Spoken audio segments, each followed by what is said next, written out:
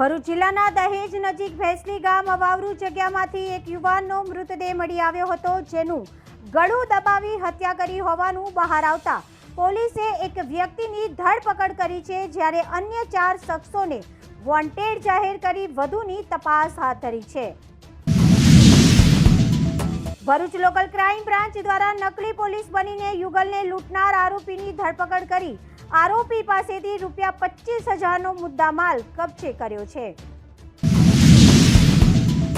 પ્રભુ પ્રસાદ સેવા ગ્રુપ તથા શોભનાબેન મહેન્દ્રભાઈ શાહ પરિવાર તરફથી તારીખ 19/1/2025ના રવિવારના દિવસે ચિન્મય મનોદિવ્યાંગ બાળકોની સંસ્થાના બાળકોને બપોરે સ્વીટ ફરસાણ સાથે પૂર્ણ જૈન જમણ આપવામાં આવ્યું હતું। અમદાવાદ ગ્રામ્ય પોલીસ દ્વારા ભાયલા ટોલ નાકા પાસેથી પસાર થતા તમામ વાહનોના ચાલકો માટે ફ્રી મેડિકલ તેમજ આંખોના ચેકઅપ કેમ્પનું આયોજન કરવામાં આવ્યું હતું।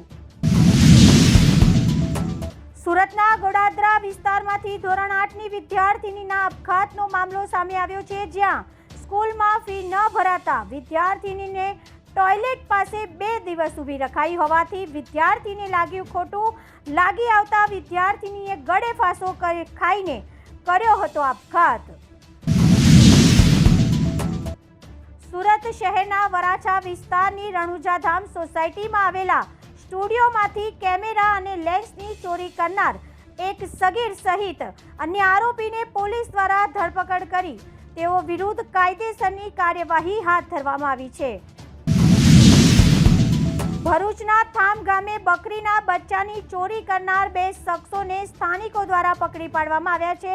પોલીસે વધુની તપાસ હાથ ધરી। અમદાવાદ ગ્રામે એલસીબીને મળેલ બાતમીના આધારે બાવડા પોલીસ સ્ટેશન હદ વિસ્તારમાંથી વિદેશી દારૂના જથ્થા સાથે 2 વ્યક્તિઓને ઝડપી પાડવામાં મેળવી સફળતા।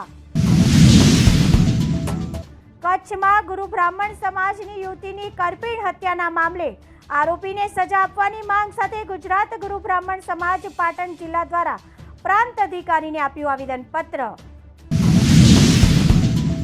અમદાવાદ જિલ્લાના ધોળકા તાલુકાના લોથલ હેરિટેજ સાઇટની મુલાકાતે ભાવનગરના સાંસદ નીમુબેન બાભણી આવ્યા હતા અને લોથલમાં ચાલતા વિકાસના કાર્યોની સમીક્ષા કરી હતી।